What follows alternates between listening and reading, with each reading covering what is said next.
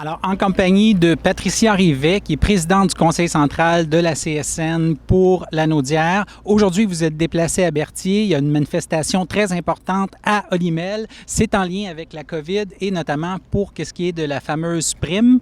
Donc, Olymel souhaiterait mettre fin à la prime. Peut-être vous pouvez rappeler aussi là, depuis quand les gens l'ont et tout. En fait, bonjour. En fait, ça fait quelques semaines que les gens, depuis le début du confinement, que les gens de l'abattoir de Berthier, les travailleuses et travailleurs, ont eu cette prime de 2 $-là. Puis le but de cette prime, en fait, c'était c'est un risque pour la santé. Olymel, il donnait cette prime-là en disant il y a un risque pour les employeurs. On veut une rétention de travailleurs. On veut pas qu'ils s'en aillent chez eux parce qu'ils sentent qu'ils ont un risque. On veut les garder avec nous. Puis on comprend qu'ils se sentent en danger. Donc, on met des mesures de santé et sécurité, mais on ajoute une prime à ça. Là, à partir d'aujourd'hui, la prime est finie, mais ce qu'on se demande, c'est que le risque n'est toujours pas fini. Les mesures de sécurité sont toujours là parce qu'il y a un risque, mais il n'y a plus de prime. Donc, on se pose la question, pourquoi enlever la prime si le COVID n'est pas terminé? Il y a toujours un risque de santé. Donc, c'est pour ça que les gens, les travailleuses et travailleurs CSN d'ici d'abattoir ont décidé de manifester.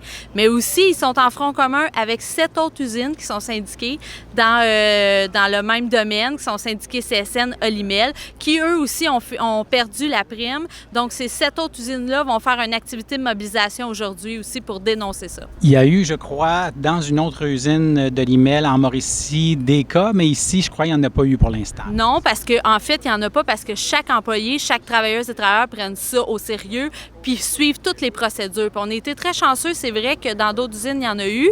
Puis il y a eu des procédures qui ont été mises, puis on ne met pas ça sur avant, mais là, des fois, c'est malheureusement, il y a des situations comme ça qui arrivent, mais on prend vraiment ça au sérieux.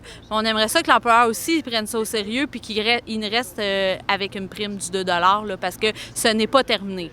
Puis la santé publique le dit que c'est pas terminé, la crise. Certains croient qu'il y a une accalmie un peu pour l'été, mais qu'il y a un risque très important de deuxième vague à l'automne. Est-ce qu'ils vous ont dit on suspend la prime et on va la remettre à l'automne ou ça n'a pas été discuté du tout? Non, en fait, pour l'instant, tout ce qu'on sait, c'est que pour aujourd'hui, la prime est suspendue. Mais comme je vous ai dit, la santé publique pas dit que, en fait, là, notre gouvernement nous dit à tous les jours qu'il faut faire attention, qu'on continue de prendre les mesures nécessaires parce que le risque est toujours là, mais nous, ben, on n'a plus de prime.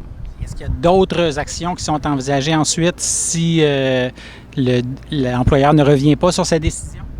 Oui, en fait, là, avec le front commun qu'on a fait avec les 7 autres usines là, syndiquées CSN, Olymel, on va faire un plan de match. Puis oui, effectivement, si la prime, il n'y a pas de changement là-dessus, on va faire d'autres actions de mobilisation, ça c'est sûr et certain.